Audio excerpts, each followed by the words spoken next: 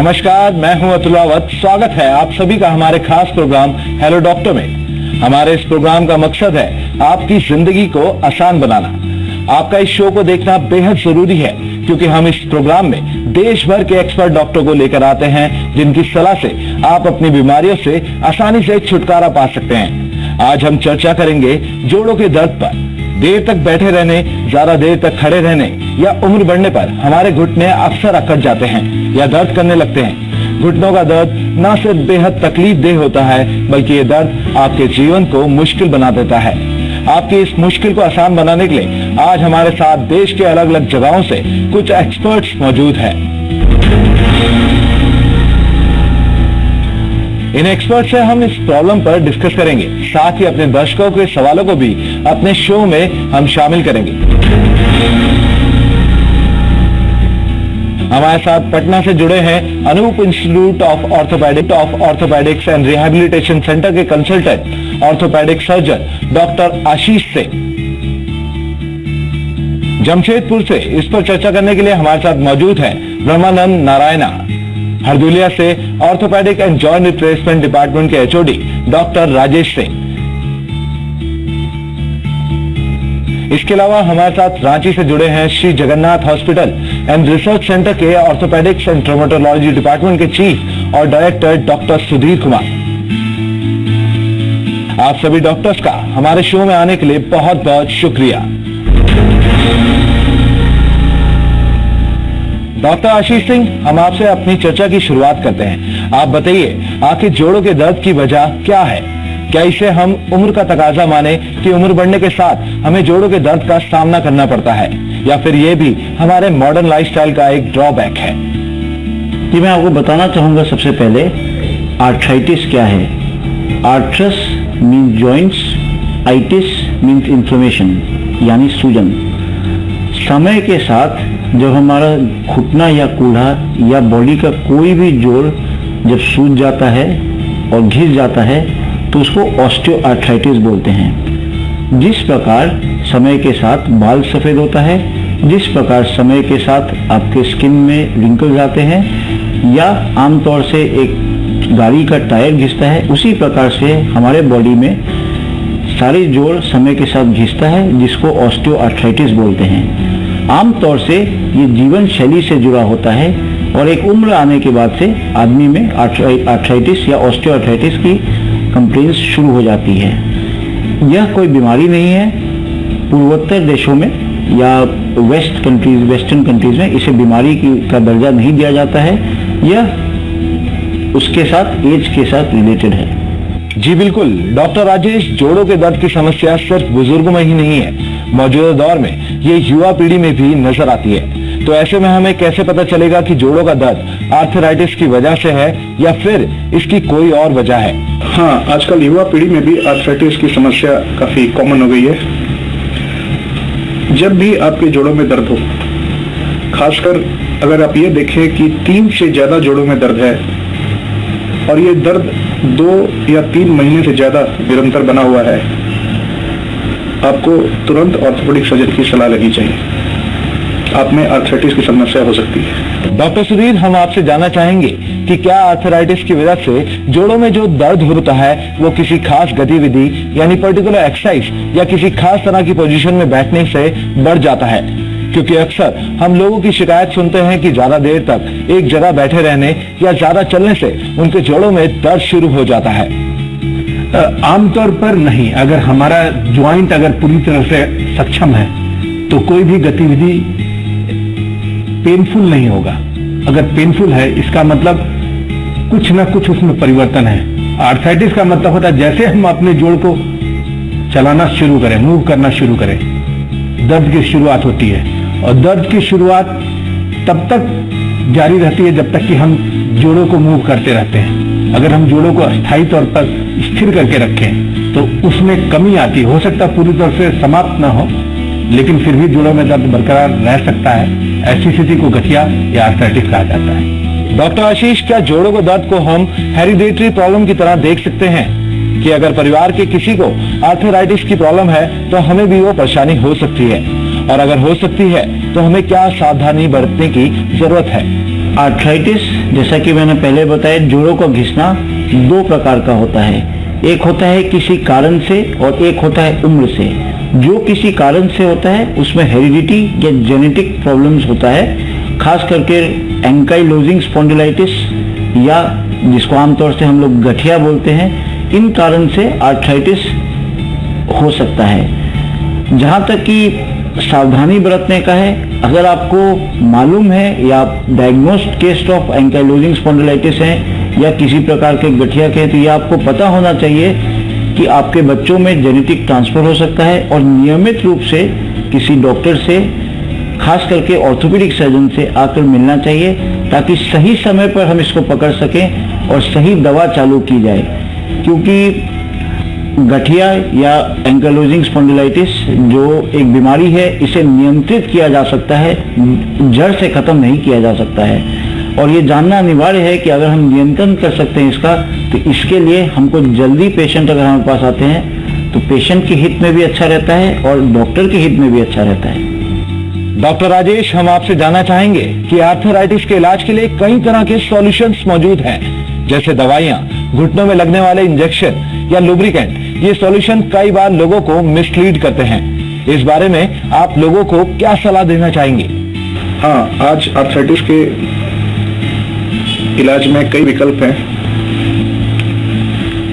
जैसे मेडिसिन, आप सुनते होंगे घुटनों में लगने वाले इंजेक्शंस। हाँ, इन्हें हम यूज करते हैं at a very early stage of arthritis, but ये एक्सरसाइज और वेट कंट्रोल का विकल्प नहीं है। ये ज्यादा इंपॉर्टेंट है इन दवाइयों के बनस्पत। बट ये जो भी ट्रीटमेंट है ये टेम्पररी है, ये आपको लॉन्ग टर्म रिलीफ नहीं देगा। अगर लॉन्ग टर्म रिलीफ आपको कोई देगा तो ये है आपकी एक्सरसाइज, डूज एंड डोंट्स, कुछ परहेज जो आपके डॉक्टर ने बताए हैं आपको, और वेट कंट्रोल। अगर आप इसको फॉलो नहीं करेंगे तो आपकी आर्थराइटिस प्रोग्रेस करेगी और अल्टीमेटली एक समय के बाद सर्जरी की जरूरत पड़ेगी। डॉक्टर सुधीर, आप बताइए कि क्या आर्थराइटिस का कोई परमानेंट सॉल्यूशन मौजूद है जिससे हमेशा के लिए जोड़ों के दर्द से छुटकारा पाया जा सके? हाँ, बिल्कुल। कई दफा दवाइयां या होने वाली फिजिकल एक्टिविटी काफी हद तक मदद करती हैं, जिसकी वजह से दर्द में भी आराम होता है। और अस्थायी तौर पर अगर घुटना अगर एक सर्टेन लिमिट के बियॉन्ड अगर खराब हो गया हो तो उसके सतह को बदला जा सकता है। ऐसी स्थिति में जोड़ स्टेबल, पेनलेस एंड मोबाइल होता है। फिलहाल वक्त है एक छोटे से ब्रेक का। ब्रेक के बाद जोड़ों के दर्द से जुड़े कई और अहम पहलुओं पर भी हम चर्चा करेंगे।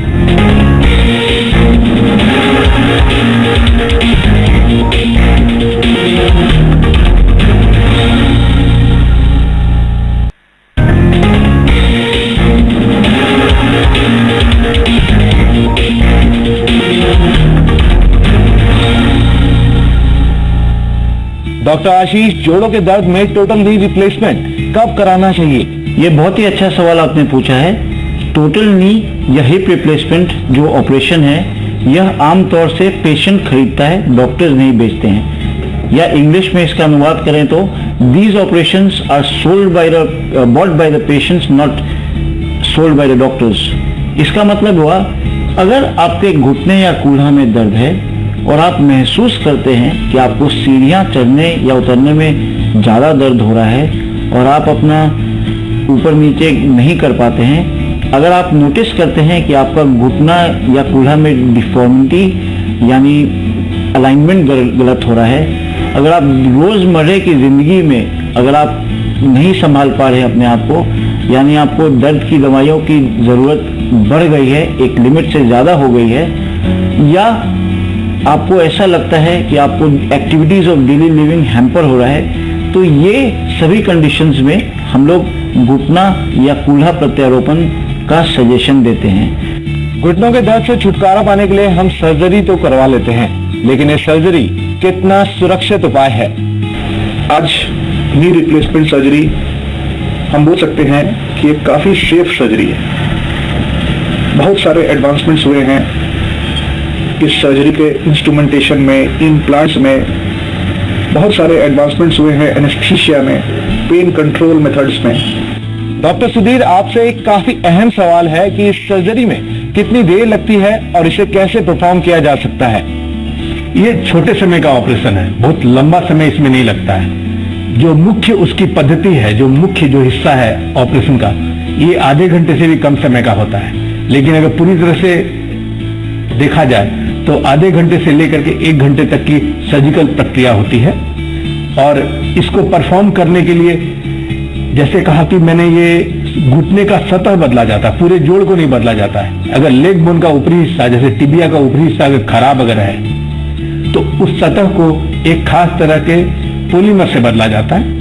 और जांघ का निचला हिस्सा, जो जिसको फीमर बोलते हैं, जो दोनों एक दूसरे को मिलकर आर्टिकुलेट करते हैं, उस हिस्से को एक खास तरह के मेटल के सरफेस से बदला जाता है। इसे more like a resurfacing surgery then the, जैसे कहा जाए, किसी शब्दों में बांधा जाए तो केवल सतह को बदलने की प्रक्रिया है, न कि ये पूरे जोड़ को बदलने की प्रक्रिया है।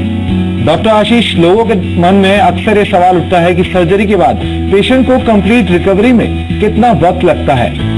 अगर मैं आपको एक सिंपल एग्जांपल बताऊं, जब हम घुटना प्रत्यारोपण करते हैं तो आमतौर से घुटना का सतह जो खराब हो गया है उसको ओंदा बनाकर एक मेटल बैक प्लास्टिक कंपोनेंट डालते हैं और इधर में फीमर को यानी जंघा के बोन को एक व्यवस्थित रूप से काटकर इधर मेटल का कंपोनेंट लगाते हैं। यह नी रिप्लेसमेंट यानी टोटल नी रिप्लेसमेंट का स्वरूप है। इसके बाद घुटना जैसे पहले मुड़ता था वैसे मुड़ने लगता है, तो इसमें बेड रेस्ट का बात ही नहीं आता है। आज के लेटेस्ट टाइम्स में जो प्रोटोकॉल मैं फॉलो करता हूँ वो ऑपरेशन के शाम में मैं पेशेंट को बिठा देता हूँ, अगले दिन खड़ा होकर चला देता हूँ, तीसरा दिन सीढ़ी चला देता हूँ और 5वें दिन छोड़ देता हूँ। यही प्रोटोकॉल या प्रक्रिया विदेशों में भी फॉलो किया जाता है। डॉक्टर राजेश, सर्जरी के बाद क्या फिर से आसानी से काम किया जा सकता है? आप कुछ ऐसी हिदायतें देना चाहेंगे जिनका उन्हें ध्यान रखना बेहद जरूरी है? कुछ इंपॉर्टेंट एडवाइस है जो हम लोग सभी जॉइंट रिप्लेसमेंट पेशेंट्स को देते हैं। नंबर 1 कि जो पोस्ट ऑपरेटिव मेडिकेशन है उसको प्रॉपरली लें। ऑपरेशन के बाद जो फिजियोथेरेपी बताया गया है उसको सिंसियरली करें। स्क्वाटिंग हम मना करते हैं, प्रोवाइडेड कि आजकल जो मॉडर्न जॉइंट्स आ गए हैं उसमें movement, they may get complete movement, they can squat, but फिर भी हम लोग मना करते हैं। वेस्टर्न बाथरूम यूज करना है, वेस्टर्न टाइप टॉयलेट्स यूज करना है। और अगर उनको डायबिटीज है तो उसे कंट्रोल में रखना है। बॉडी में कहीं भी इंफेक्शन है, वो दांतों का इंफेक्शन हो या कान का इंफेक्शन हो, इमीडिएट कराएं। और एक हेल्दी लाइफस्टाइल फॉलो करें। डॉक्टर सुधीर, आप बताइए, क्या सर्जरी के बाद रोगी आसानी से काम कर सकते हैं? ऐसी क्या हिदायतें हैं जो उन्हें ध्यान रखना जरूरी है? करीब करीब सब कुछ कर सकते हैं। हिदायत के नाम पर 2-3 चीजों के लिए किया जाता है, का ख्याल किया जाता है। जैसे पालथी लगा के न बैठे तो अच्छा, चुक्कू मुक्कू बैठना, पालथी लगा के बैठना, ये 2 चीजों को अवॉइड करे तो अच्छा रहेगा। ऑल्दो अभी जो न्यूअर जो जॉइंट्स है वो करीब करीब पूरी नॉर्मल नी रेंज मूवमेंट को परमिट करता है। चाहे तो आप बैठ सकते हैं, लेकिन न बैठेंगे तो अच्छा है, ताकि जो जोड़ की जिंदगी है उसका आप उचित लाभ पूरे जिंदगी भर ले सके। आप दोनों डॉक्टर से हमारे कुछ दर्शक सवाल पूछना चाहते हैं। आइए हम अपने दर्शकों के सवालों को भी अपने शो में शामिल कर लेते हैं। सर, मेरा 7 साल पहले एक्सीडेंट हुआ था जिसकी वजह से मेरा नी जो है वो डिसलोकेट हो गया था, जिसकी वजह से मुझे नी में बहुत दर्द होता है और सर्दियों में ये प्रॉब्लम और भी बढ़ जाती है। तो मेरा सवाल ये है कि आगे जाके मुझे आर्थराइटिस होने के चांसेस तो नहीं है, और अगर है तो मुझे क्या सावधानी बरतनी चाहिए? सबसे पहले मैं ये बताना चाहूँगा कि घुटना डिसलोकेशन के बाद अगर पैर बच गया तो इसका मतलब है जहाँ ट्रीटमेंट हुआ वो बहुत ही सक्सेसफुल आपका ट्रीटमेंट रहा। क्योंकि आमतौर से घुटना जब डिसलोकेट हो जाता है तो पीछे रक्त का वेसल होता है, उस पर दबाव पड़ जाता है और काफ़ी सिचुएशंस में पैर काटने की भी नौबत आ जाती है। पर जब भी घुटना डिसलोकेट होता है तो ग्लोबल इंस्टेबिलिटी यानी सारे लिगामेंट्स भी टूट जाते हैं। तो आमतौर से इन पेशेंट्स का घुटना आम लोगों के बनस्पत ज़्यादा जल्दी घिसेगा। तो इसके लिए आपको व्यवस्थित रूप से एक अच्छे ऑर्थोपेडिक सर्जन से मिलना चाहिए और एटलीस्ट 3 से 6 महीना पर एक्सरेस कराकर दिखाना चाहिए। मेरे बड़े भाई को नी रिप्लेसमेंट की सलाह दी गई है, इसमें कितना वक्त लगेगा और ऑपरेशन के बाद वो कितने समय में ठीक हो जाएंगे? कब पेशेंट काम पे लौट सकता है ये डिपेंड करता है आप क्या काम करते हो। यूजुअली जो ऑफिस गोइंग लोग होते हैं they can return to their work से आफ्टर 4 to 6 weeks। कुछ इंपॉर्टेंट एडवाइस है जो हम लोग सभी जॉइंट रिप्लेसमेंट पेशेंट्स को देते हैं। नंबर 1 की जो पोस्ट ऑपरेटिव मेडिकेशन है उसको प्रॉपरली लें। ऑपरेशन के बाद जो फिजियोथेरेपी बताया गया है उसको सिंसियरली करें। स्क्वाटिंग हम मना करते हैं, प्रोवाइडेड कि आजकल जो मॉडर्न जॉइंट्स आ गए हैं उसमें movement, they may get complete movement, they can squat, but फिर भी हम लोग मना करते हैं। वेस्टर्न बाथरूम यूज करना है, वेस्टर्न टाइप टॉयलेट्स यूज करना है। और अगर उनको डायबिटीज है तो उसे कंट्रोल में रखना है। बॉडी में कहीं भी इंफेक्शन है, वो दांतों का इंफेक्शन हो या कान का इंफेक्शन हो, इमीडिएटली उसे ट्रीट कराएं और एक हेल्दी लाइफस्टाइल फॉलो करें। सर मेरी मम्मी पिछले 4 साल से आयुर्वेदिक ऑयल यूज कर रही हैं। स्टार्ट में तो उन्हें आराम था, लेकिन अब उसमें कोई आराम नहीं है। उनके नी में बहुत ज्यादा पेन होता है और अब वो 4-5 मिनट खड़ी भी नहीं हो पाती हैं, ठीक से चल फिर भी नहीं पाती हैं। तो मैं जानना चाहती थी कि आप क्या सलाह देंगे, हम किस तरह का ट्रीटमेंट लें या कोई ऑयल आप क्या सजेस्ट करेंगे उनके लिए? तेल लगाना आदमी को सच में कितना लाभ देता है ये मुश्किल है कहना, लेकिन अपने यहाँ मालिश करने की प्रक्रिया या किसी भी मलहम को लगाने की प्रक्रिया बहुत ही पॉपुलर है। बहुत कम ही दवाइयां हैं जो कि स्किन बैरियर को क्रॉस करती हैं। जब तक आराम हुआ ईश्वर का आशीर्वाद समझिए। अगर लगे कि मुश्किल ज्यादा है तो अपने निकट किसी डॉक्टर की सलाह लीजिए। शायद अगर कई मुश्किलों का समाधान या डिफिकल्ट कंडीशन में जोड़ का सतह बदलना भी काफी लाभदायक हो सकता है और पूरी तरह से इसे सुरक्षित ही माना जाए तो अच्छा रहेगा। आप दोनों डॉक्टर्स ने आर्थराइटिस और नी रिप्लेसमेंट से जुड़ी कई अहम जानकारियां दी। इसके इलाज से जुड़े कई भ्रम भी हमारे दूर किए। आप दोनों ही डॉक्टर्स का हमारे इस शो का हिस्सा बनने के लिए बेहद शुक्रिया। उम्मीद करते हैं हमारे दर्शकों को जोड़ों के दर्द की समस्या से जुड़े कई अहम सवालों के जवाब मिले होंगे।